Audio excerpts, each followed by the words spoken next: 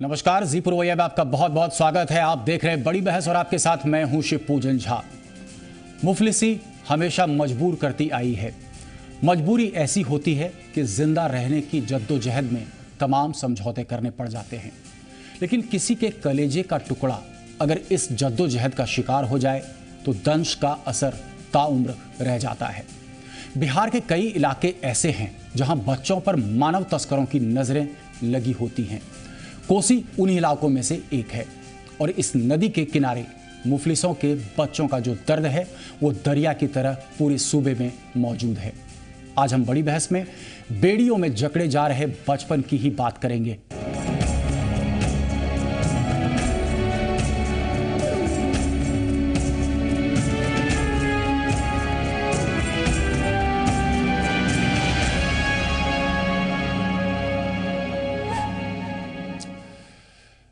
तो अब शुरू करते हैं आज की बड़ी बहस।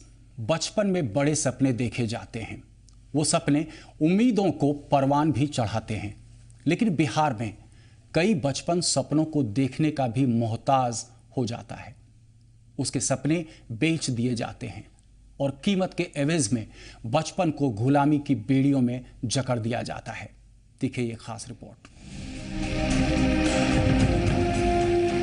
ये तस्वीर देश का सीना चौड़ा कर देती है। एक शख्स यानी कैलाश सत्यार्थी, जिन्होंने देश के भविष्य को बिकने से बचाने की कोशिश की, उन्हें दुनिया ने सलाम किया। मगर हकीकत फिर भी यही है कि भविष्य के सलामत रहने का दावा नहीं किया जा सकता। सहरसा की इस तस्वीर को देखिए। सहरसा से बच्चों को जालंधर ले जाकर बेचने वाले दलाल गिरफ्त में आए हैं और बच्चे यहां बिकने से बच गए हैं। जालंधर काहे जा रहे हो? काम करने। काहे काम करने के लिए? तो छोटी उम्र के हो, तुम पढ़ना नहीं चाहते हो? सर हमरा गांव में ई छै, एक दिन के पढ़ावे छै आ नहीं आवे छै। ओ नहीं आवे छै? जी सर। सर पढ़बै नहीं आवे छै त हमरा नहीं जाइए पढ़े। पढ़बै नहीं आवे छै? पढ़बैलो जाइ छै ने मैडम, त पढ़बैत नहीं रहे छै, खाली बैठ के हंसैत रहे छै। तो तोरा के कते जा रहली है? जालंधर। किया? हम लोग गरीब है सर, काम नहीं करेगा तो खाएगा कैसे?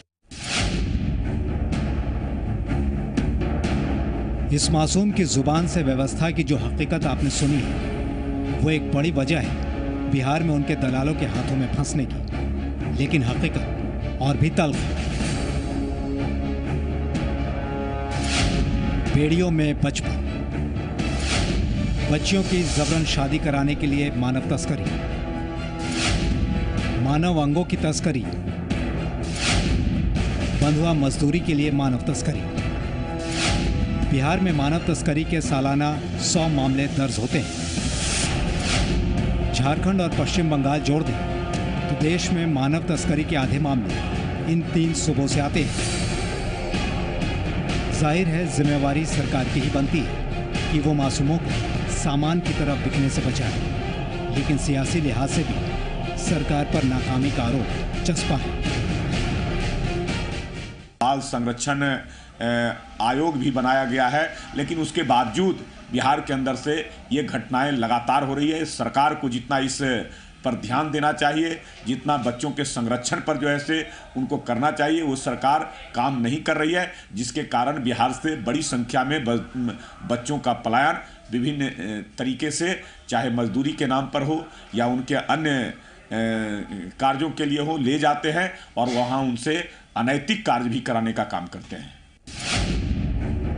दरअसल अंतर्राष्ट्रीय श्रम संगठन के अनुसार एशिया पैसिफिक क्षेत्र में 1 करोड़ से ज्यादा बंधुआ मजदूर हैं, यानी भारत के गरीब इलाके जिनमें बिहार भी शामिल है, उन्हें मानव तस्करों ने अपने लिए मुफीद मान रखा है। हालांकि इसके खिलाफ कानून मौजूद है। मसलन बंधुआ मजदूर उन्मूलन अधिनियम, बाल श्रम अधिनियम, किशोर न्याय अधिनियम। इन कानूनों के मुताबिक मानव तस्करी के दोषी को 7 साल से लेकर आजीवन कारावास तक की सजा हो सकती है। वैसे मानव संगठनों का दावा भी है कि मानव तस्करी को रोकने की कवायद की जा रही है।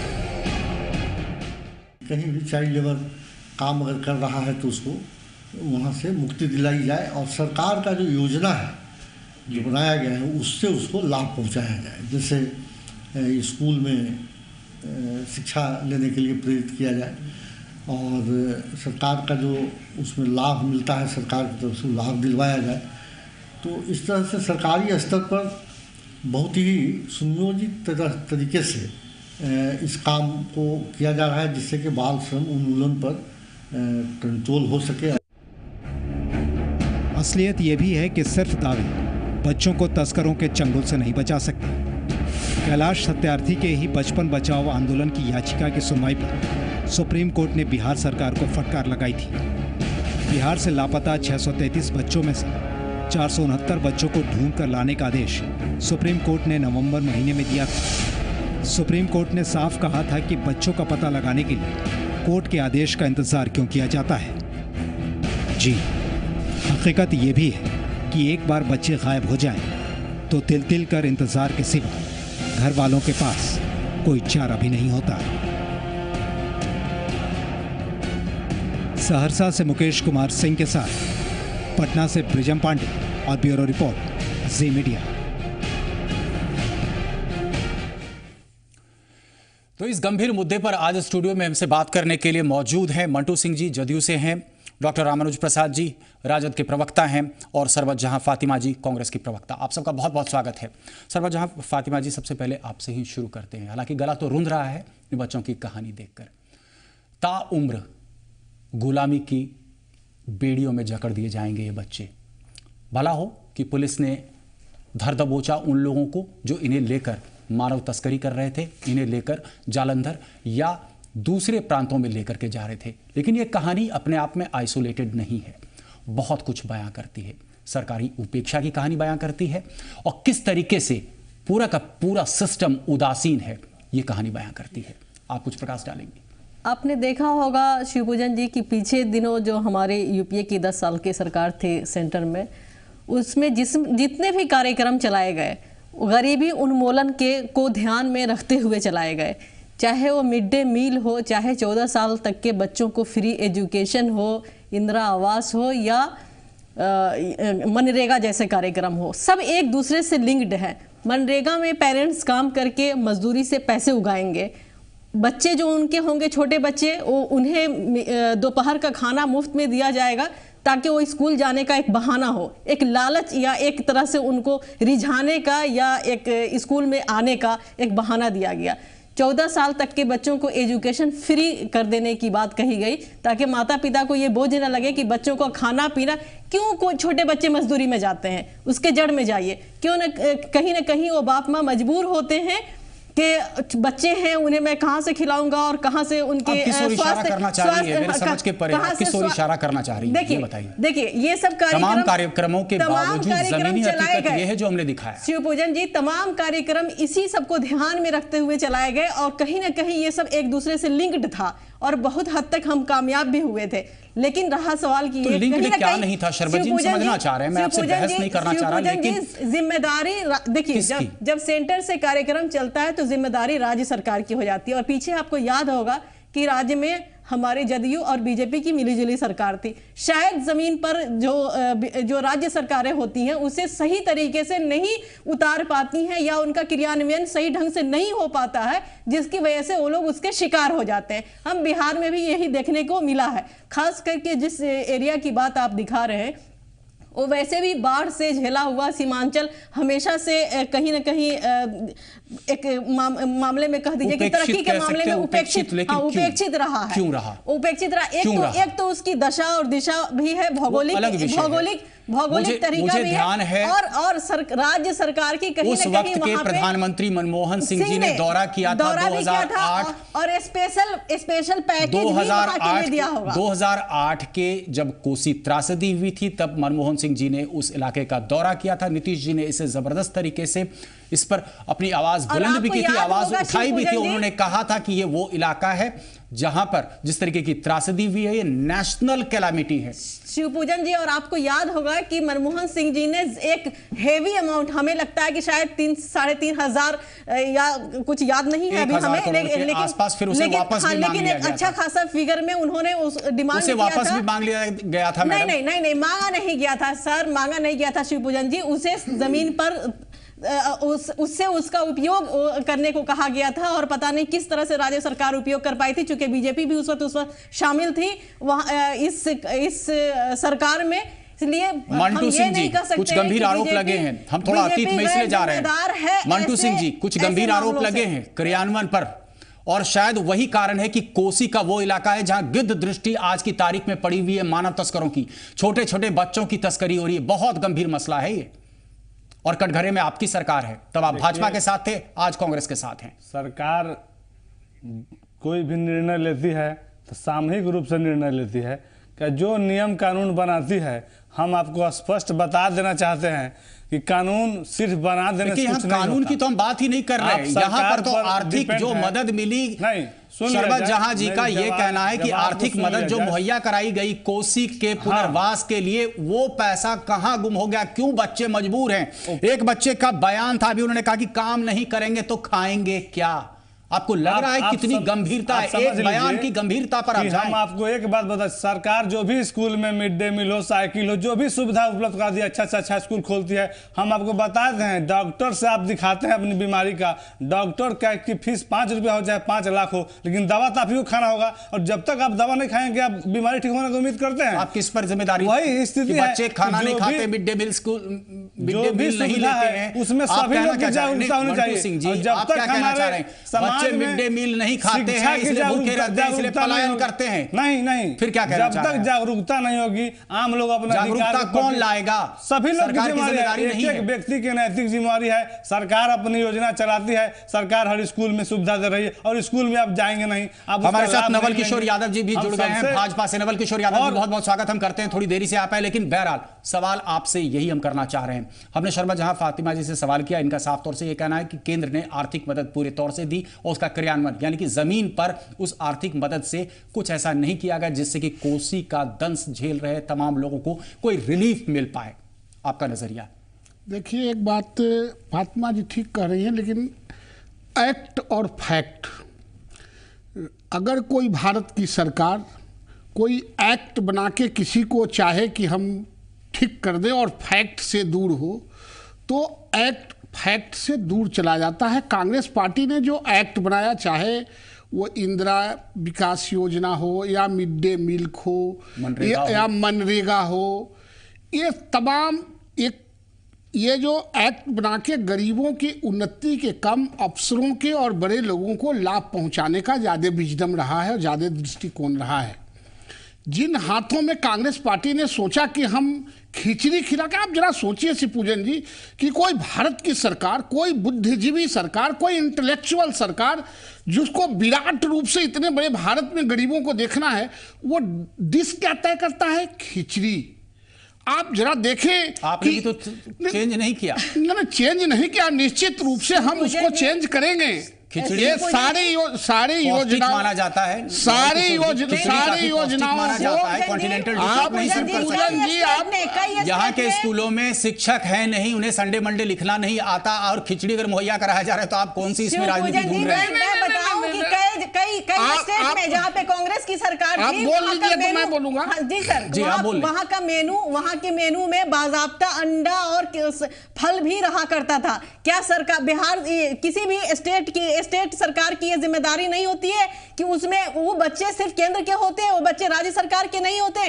बीजेपी भी उस वक्त सम्मिलित थी सरकार के साथ। अभी तो आप सरकार को समर्थन दे रहे हैं। अभी मेरी केंद्र में सरकार नहीं है, अभी मेरी केंद्र में सरकार नहीं है, अभी हम मजबूर हाथ बैठे हुए हैं। विडंबना यही होती है राज्यों में जहां पर कांग्रेस की सरकार थी, वहां पर आप ये तमाम चीजें देती थी। बिहार में अभी मान लिया जाए कि आपकी ही सरकार चल रही है, अभी हम मुहैया करा दें। शिवपूजन जी, केंद्र सरकार जो वहां से भेजती थी उसमें राज्य सरकार भी अपना ऐड करके कुछ न कुछ जाहिर है ऐड किया करती थी, तभी तो वहां के मेनू बदल दिए जाते थे और खाना ढंग से दिया जाता था। यहाँ क्यों नहीं बदला मेनू? इस समय जिस समय बिहार के संदर्भ में क्यों नहीं बदला मेनू? बिल्कुल वही तो मैं भी कह रही हूँ कि बिहार सरकार अभी जो कहा, सर ने कहा कि खिचड़ी से कहीं पेट भरता है, खिचड़ी न्यूट्रिशियस डाइट में माना जाता है, लेकिन अगर आपको खिचड़ी से ज्यादा कुछ देना था तो किसने मना किया था? आप उसमें ऐड कर सकते थे। हम खिचड़ी पर चर्चा को खिचड़ी तक नहीं लेकर जाएंगे, लेकिन नवल हम आप ही पर आ रहे हैं। नवल किशोर यादव जी, सवाल मेरा ये है, कोसी का ये वो इलाका है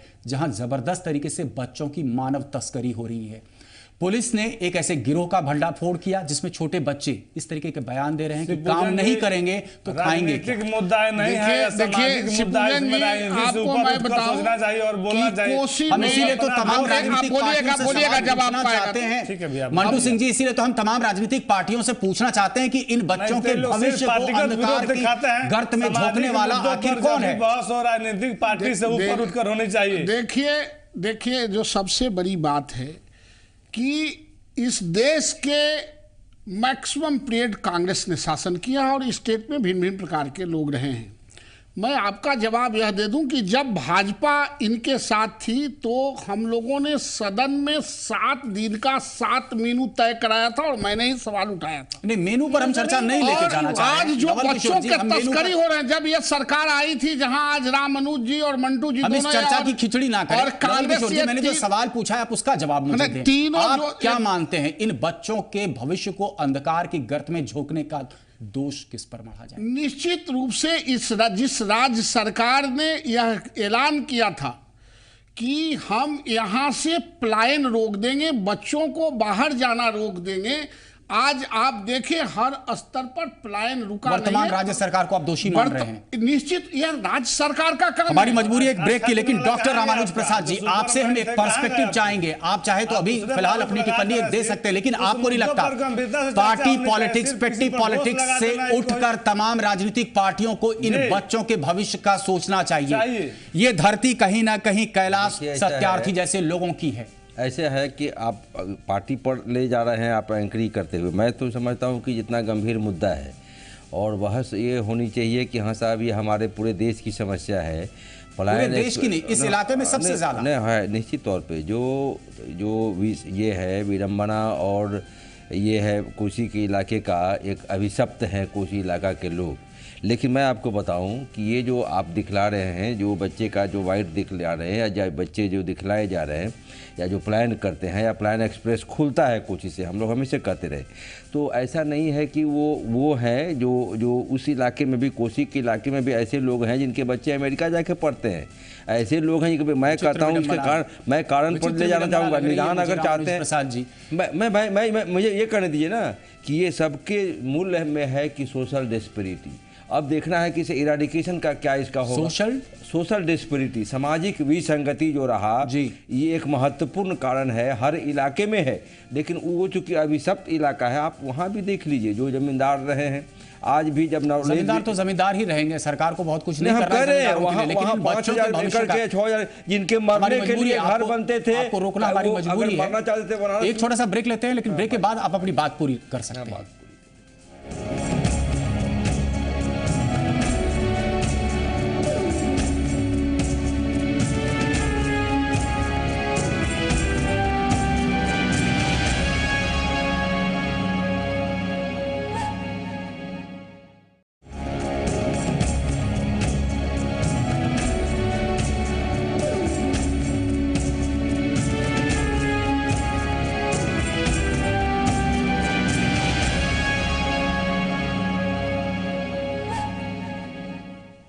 तो ब्रेक के बाद फिर से आपका स्वागत है। बड़ी बहस में हम चर्चा कर रहे हैं कोसी का दंश, दर्द का दरिया। रामानुज जी, आप अपनी बात पूरी नहीं कर पाए थे, लेकिन सवाल मेरा वही है। हाँ, मेरा ये कहना था कि देखिए कोसी का जो हमारा इलाका है, राज्य का एक ऐसा, वैसे पूरे राज्य हमारा विडम्बना है कि हम एक ही समाचार पत्र में आधा राज्य सूखने का समाचार और आधा राज्य बाढ़ में बह जाने का समाचार आता है। हमारा जो राज्य है वो कृषि प्रधान है। अभी तक ने देखा, बातें चाहे जितनी भी करी गई हों, जिन लोगों ने भी करी हो, लेकिन कोई यहाँ अलग से कोई अभी तक कोई उपक्रम नहीं खड़ा हुआ। यहाँ इस इलाके में लोगों को रहने का हक है। मैं ये कही मैं ले जाना चाहता हूँ, मैं आपको ले चलना चाहता हूँ। अब देखने वाली बात है कि आज के एरा में, चाहे माननीय प्रधानमंत्री जी कह रहे हों राज्य के मुख्यमंत्री जी कह रहे हो, लेकिन हो क्या रहा है और क्या ये पलायन एक्सप्रेस बिहार से खास करके जो पूर्णिया, सहरसा, मधेपुरा, मधुबनी के इलाके से जब हम लोग देखते हैं, हम लोग जो देखते हैं तो रोना आता है कि क्या गुर्बत में जी रहे हैं हमारे लोग, क्या प्रतिशत है हमारे गरीबी का। लेकिन एक आंकड़ा मैं आपको रखना चाहूँगा कि पूरे विश्व का जो आया है अभी survey of world economics and social disparity का, तो जो हम लोग कह रहे हैं इकोनॉमिक रिफॉर्म्स की बात, उसका इम्पैक्ट सोसाइटी पर क्या हो रहा है, इन सेक्टर्स के लाइफ्स पर क्या हो रहा है, जो हैव नॉट्स को आप दिखला रहे हैं तो इन पर क्या पड़ा। अभी आया है कि अपने इस भारत का आया है आंकड़ा, पूरे विश्व का आया लेकिन भारत का आंकड़ा आया कि जो पूंजी है हमारे यहाँ देश की पूंजी मात्र जो है 11% लोगों के पास चले गए हैं। और ये हैव नॉट जिनके बच्चे खिचड़ी, मिड डे मील, कनेक्टिविटी, माल न्यूट्रिशन जैसे कॉन्सेप्ट पर जो इनको जोड़ने की बात है तो इनके यहाँ हमारी बात सुनिए, इनके हिस्से इस देश में 0.2% है। कर सकते वो कल्पना से परे है। नहीं, हम मार्केट इकोनॉमी हो चुकी है, हम इगैलिटेरियन सोसाइटी मैं तो बल्कि ये कह रहा हूँ कि इकोनॉमिक रिफॉर्म्स की बात नहीं बल्कि सेकंड जनरेशन रिफॉर्म की ओर हम बढ़ गए हैं। नहीं, रिफॉर्म्स की बात कर रहे हैं, यहाँ तात्कालिक एक समस्या है कि 2008 में इस इलाके ने कोसी का उसके बाद से लोग पलायन के लिए मजबूर और बच्चे बेचे जा रहे हैं। हाँ जी, मेरी बात पर जरा गौर फरमाइए। मैं ये कह रहा हूँ हमारे बच्चे बेचे जा रहे हैं, हमारे बच्चे अपराध में लगाए जा रहे हैं, बच्चे छोटे छोटे बच्चे काम में लगाए जा रहे हैं या मर रहे हैं। जो भी का ये हो, आप परिणाम बता रहे हैं, मैं उसके निदान और कारण पर जा रहा हूं कि इसका ऐसा हो क्यों रहा है। तो हो रहा है तो मैं ये कहना चाहता हूं कि आज की इस परिस्थितियों में आखिर कौन से उपक्रम हमें करने होंगे, हमारी सरकारों को करनी होगी, हमारी सामाजिक और राजनीतिक और जो सरकारी दायित्व क्या है।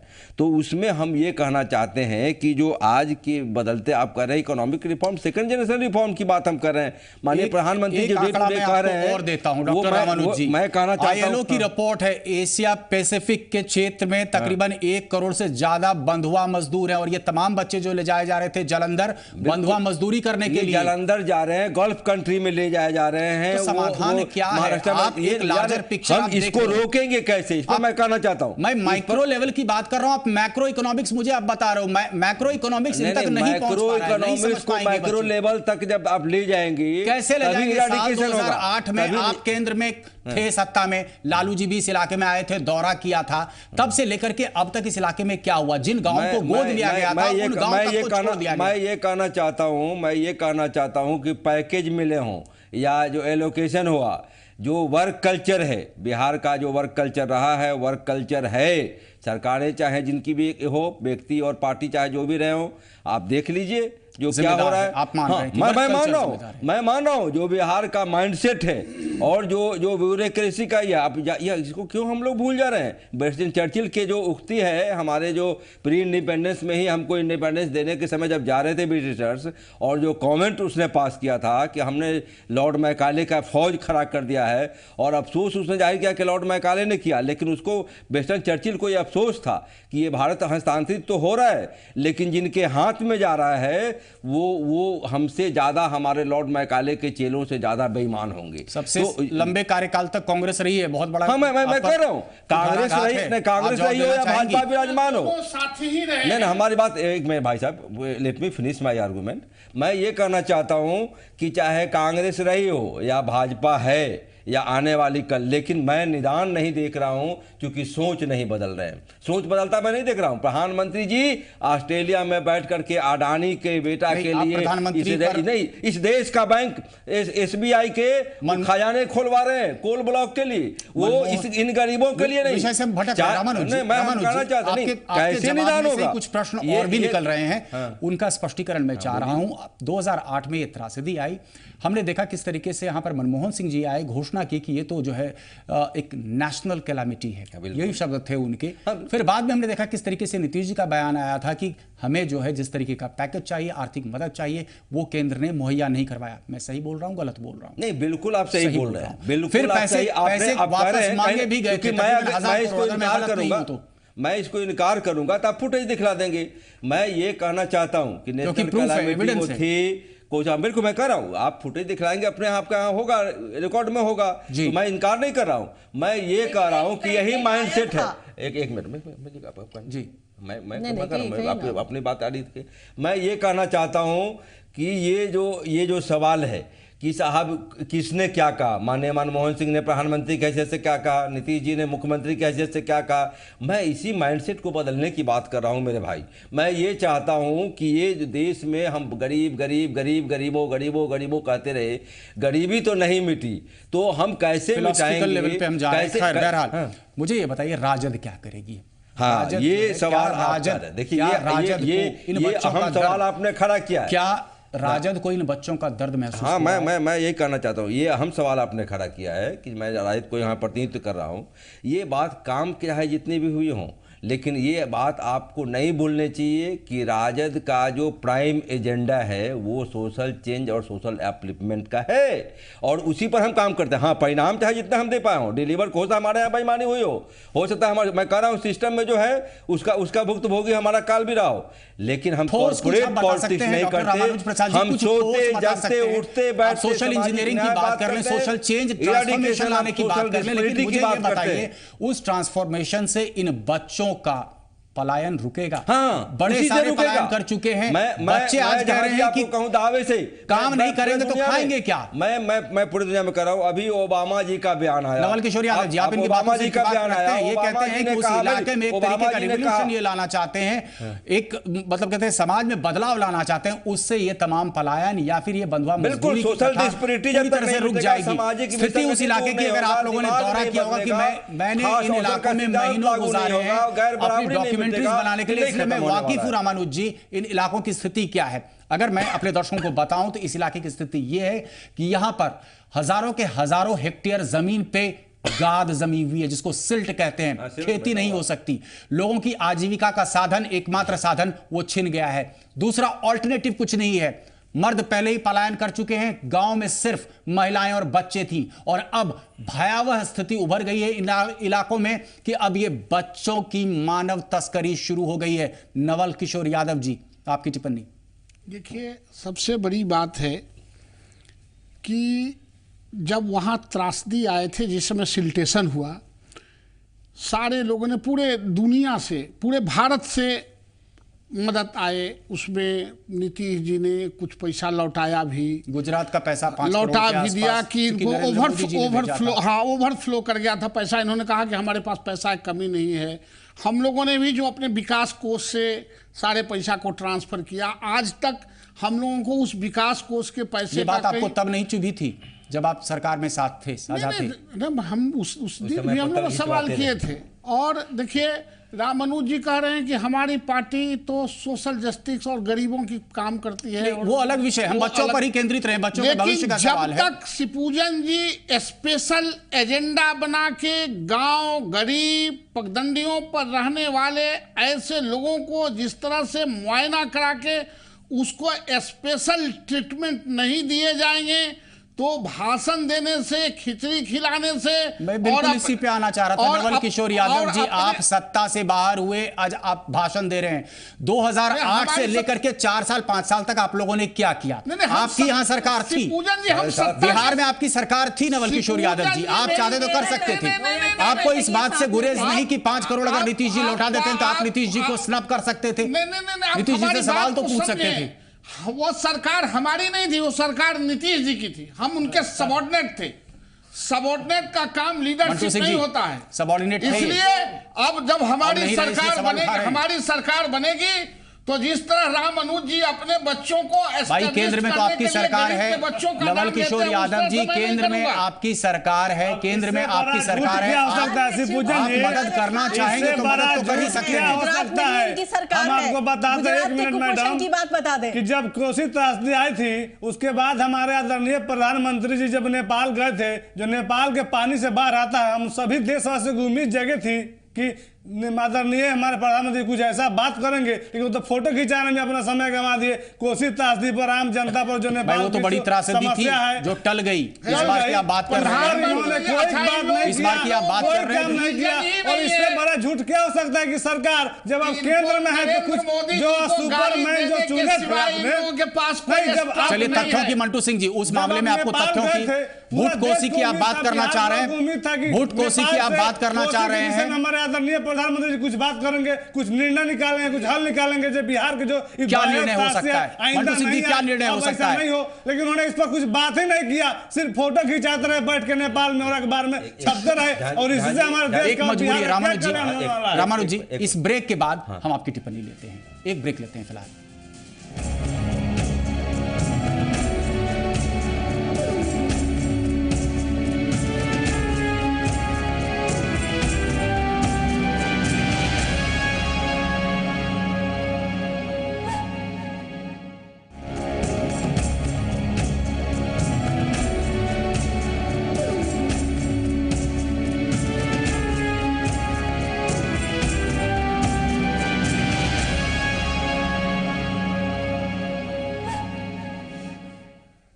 तो इस ब्रेक के बाद एक बार फिर से बड़ी बहस में आपका स्वागत है। हम चर्चा कर रहे हैं कोसी का दंश, दर्द का दरिया।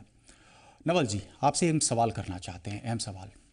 एक दौर था जब खेतों में उस तरीके से सिल्टेशन हुआ, लोगों की आजीविका का बहुत बड़ा सवाल खड़ा हुआ। तकरीबन 1 महीने तक बहुत सारे रिलीफ कैंप्स लगाए गए, लोगों को भोज दिया गया, रेडियो बांटे गए, खेल का प्रबंध किया गया, 3 वक्त का भोजन। उसके बाद सरकारी तंत्र पूरी तरह से उस इलाके से पलायन कर गया, और उसी के साथ पलायन शुरू हुई जो अब तक नहीं थमा है इस इलाके में, लोगों का पलायन। कई कई गांव जहां सिर्फ महिलाएं और बच्चे बच गए थे, और अब इन बच्चों पर गिद्ध दृष्टि लगाए हुए हैं मानव तस्कर।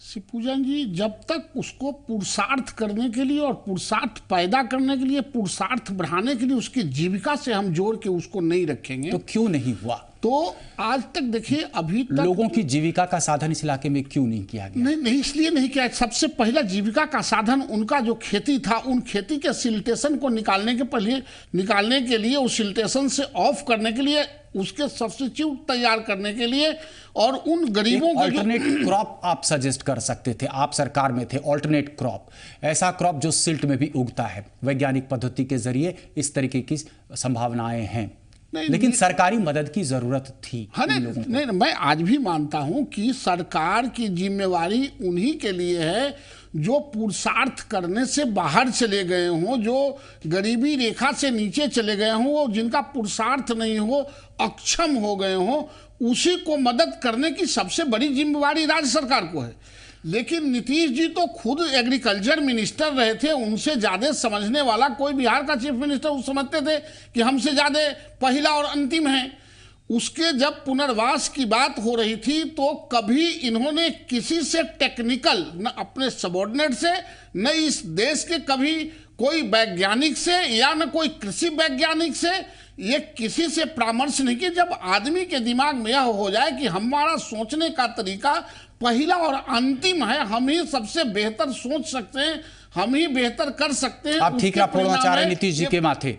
सरवजहां फातिमा जी और रामानुज प्रसाद जी, आप दोनों से एक सवाल सबसे पहले सरवजहां फातिमा जी आपसे करना चाहेंगे। आपको नहीं लगता कहीं ना कहीं जदयू और भाजपा दोनों ही दोषी हैं इन बच्चों के दर्द के लिए? बिल्कुल 100% दोनों ही दोषी है, इससे बिल्कुल नहीं बच सकती है बीजेपी अपनी जिम्मेदारियों से। 2013 तक आपको याद होगा कि वो जदयू के साथ बिल्कुल 2013 तक दोनों मिलकर के दोषी है या नहीं? दोनों मिलकर के, जब दोनों मिलकर के सरकार चला रहे थे तो बट नेचुरल है कि दोषी हैं। और 2008 में ये त्रासदी हुई थी, और उस वक्त तक हमें याद है कि कांग्रेस की सरकार थी और कांग्रेस ने भरपूर मदद करी थी। उस पैसे का किस तरह से यूटिलाइज हुआ ये सामने दिख रहा है। मंटू जी, आप जवाब देना पसंद करेंगे? भरपूर पैसा दिया गया, हालांकि नीतीश जी को सख्त ऐतराज था उस वक्त। नीतीश जी ने सख्त ऐतराज था, वो जिक्र करना चाह रहे थे किसी इलाके में 10,000 करोड़ कहीं पर जहां पर जरूरत है 25-30 हजार करोड़ की, कम से कम शुरुआती दौर में वहां पर महज 1,000 करोड़ वो भी पैसे वापस मांगे गए थे। एक सेकंड मैडम, हम आपके पास भी आ रहे हैं। मंटू सिंह जी, आप इनकी बातों से इत्तेफाक रख रहे हैं? जब सारे जरूरत भर पैसे मिल गए होते तो क्या वहाँ पर काम नहीं होता? हमारी सरकार जिम्मेदार कौन है? इतनी आप आरोप किस संवेदनशील पर है। मढ़ना चाहते हैं? आप आरोप किस पर मढ़ना चाहते हैं? जिसका दंश ये बच्चे झेल रहे हैं। पूरा का पूरा केंद्र, जब हमारे सरकार नीतीश कुमार जी आदरणीय नेता देखा कि बिहार के संसाधनों से हमारा बिहार का विकास हम देश के सभी स्तर पर पूरा नहीं कर पा रहे थे, विशेष राज्य के दर्जे की मांग किए। और वो भी सरकार और ये भी सरकार जो वादा करके गए, आज तक किसी ने विशेष राज्य का दर्जा बिहार को पूरा नहीं किया। दोहरी नीति नहीं है, जब तक दोहरा चाल चरित्र आपका नहीं दिख रहा है। मंजू सिंह जी, 5 करोड़ ही सही, ठीक है, 5 करोड़ में एक गांव को आप गोद ले सकते थे, वापस करने की क्या जरूरत थी? राजनीति कहाँ से उसमें आ गई? वो तो आर्थिक मदद थी। 5 करोड़ आप वापस कर सकते हैं, 5 करोड़ आप वापस कर, विशेष राज्य का दर्जा जब मिलेगा तभी राष्ट्रीय मानक पर हमारा बिहार प्रगति पर आंकड़े पर आएगा। और हमारे बिहार साल 2008 में आपने ये नहीं कहा कभी भी कि विशेष राज्य का दर्जा दीजिएगा तब इनका पुनर्वास होगा। नहीं, पुनर्वास के लिए हमारी सरकार जो भी सक्षम, फिर पुनर्वास के लिए क्या हुआ है? जितने शेल्टर्स बने, स्टॉर्म शेल्टर्स जितने आपने उस इलाके में बनाए हैं, फ्लड शेल्टर्स बनाए हैं, वो बदहाल है पूरी तरह से। वहां पर अब मवेशी रहते हैं, इंसान नहीं। जब राष्ट्रीय आपदा घोषित है तो उसमें राष्ट्र की भी जरूरत पड़ती है। और केंद्र में जब निकम्मी रामानुज प्रसाद जी, आप अपनी बात पूरी नहीं कर पाए थे, लेकिन आपको नहीं लगता कि दोषी कहीं ना कहीं भाजपा और जदयू दोनों ही है? आज इन बच्चों के भविष्य पर जो ये अंधकार, एक बड़ा सवालिया निशान खड़ा है, इसके पीछे जिम्मेदार बिहार के इन बच्चों को जिम्मेदार भाजपा जदयू दोनों है। रामानुज प्रसाद जी, देखिए, ये मैं तो पहले मानता हूं कि ये जो है, ये पूरे के पूरे मामले जो हैं, ये भाजपा जदयू पर ही नहीं डाल करके, मैं ये मानता हूं कि ये वहाँ की जो बनावट है, वहाँ के भौगोलिक स्थिति है, अभी वो वहाँ के लोग अभिशप्त हैं। मामला है कि 67 वर्षों की जो हमारी यात्रा है आज़ादी के बाद, 67 वर्षों में भी हमने इस समस्या का निदान नहीं किया। तो एक चीज़ है, इसके निदान पर अगर हम बहस करावें तो मैं समझता हूं कि ये अंतर्राष्ट्रीय मामले हैं। देखिए, निदान पर हम नहीं जा सकते, लेकिन वर्क कल्चर चर्चा, बिल्कुल आप लाना चाहते हैं वर्क कल्चर है कि ये बच्चे, अगर 1 दर्जन बच्चे इस तरीके से, आप सोचिए कि जो अभी सुप्रीम कोर्ट ने भी फटकार लगाई थी, मंटू जी उम्मीद है कि उस पर भी बयान नहीं देना चाहेंगे, 633 बच्चों के गायब होने पर, जिस तरीके से महीना भर भी नहीं हुआ है, उसके बाद भी सरकार ने क्या किया?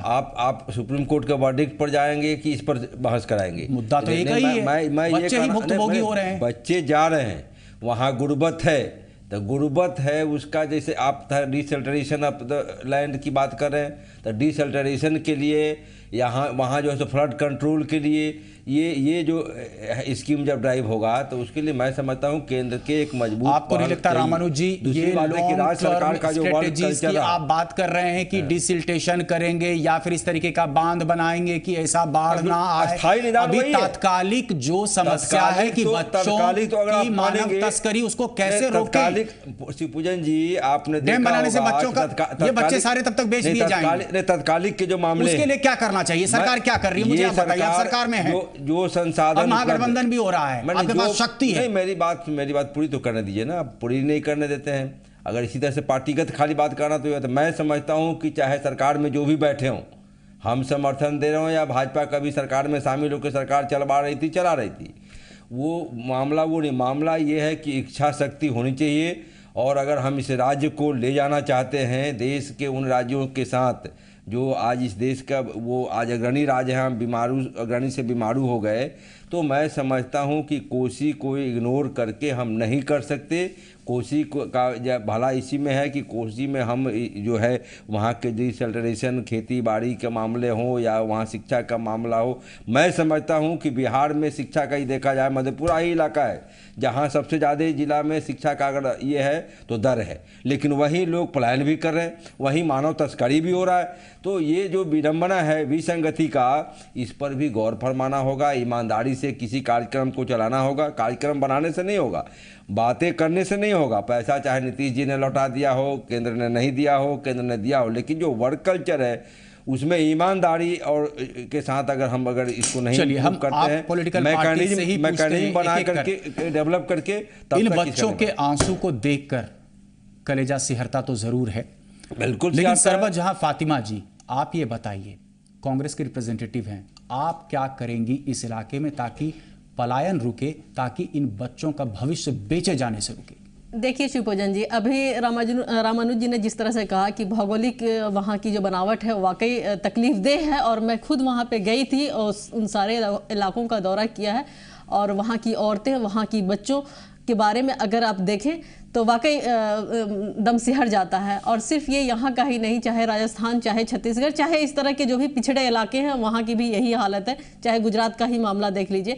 इन सब जगहों पे अगर कांग्रेस पार्टी को बिहार में काम करने का मौका मिलता है भरपूर तरीके से, तो कांग्रेस पार्टी वहाँ पे वर्क कल्चर जरूर बदलने की कोशिश करेगी। जो भी हमारे ही द्वारा, कांग्रेस पार्टी के द्वारा ही जो कार्यक्रम चलाए गए थे, ठीक है, उसकी रीपैकेजिंग अभी हो रही है, उसको जमीन पर उतारने की जरूर कोशिश करेगी। और जब तक इच्छा शक्ति नहीं होगी, चाहे कोई भी सरकार आ जाए, हम दोष प्रत्यारोप जरूर करेंगे, एक दूसरे पे के पाले में गेंद जरूर फेंकेंगे, लेकिन वाकई ये बात सही है कि जमीन पर उतर नहीं पाता। तो एक तो है कि अवेयरनेस की बहुत ज़रूरत है वहाँ पे जाकर के, हालांकि बहुत सारे एनजीओज भी काम कर रहे हैं इस दिशा में, फिर भी उतना नहीं हो पाया है जितना होना चाहिए। तो हमें लगता है कि कांग्रेस पार्टी को अगर ज़रा भी मौका मिला बिहार में काम करने का, तो ज़रूर उस इलाके के डेवलपमेंट में खास गौर करेगी। और जितनी भी अपने तरीके से जो एक 10 साल का हमारा एक बेहतरीन कार्यकाल रहा है, उस तरह से बिहार में भी परफॉर्म करने की हम कोशिश करेंगे, कांग्रेस पार्टी कोशिश करेगी और आगे उसको उस इलाके के डेवलपमेंट के लिए बेहतर काम करेंगे। आप क्या करेंगे? आपको तो अभी ही करने की जरूरत थी, अभी कर नहीं रहे, लेकिन चलिए बताइए करेंगे। वही बात हम जानना चाहते हैं कि अभी तक जितना परसेंट भी वहाँ कार्य हुआ है, क्या जदयू की सरकार, बिहार की सरकार छोड़ और किसी ने किया है? तो क्या काम किया? बोल रहे हैं काम किया, जब बच्चे कह रहे हैं, बच्चे का बयान हमने सुनवाया, बिहार की सरकार ने किया है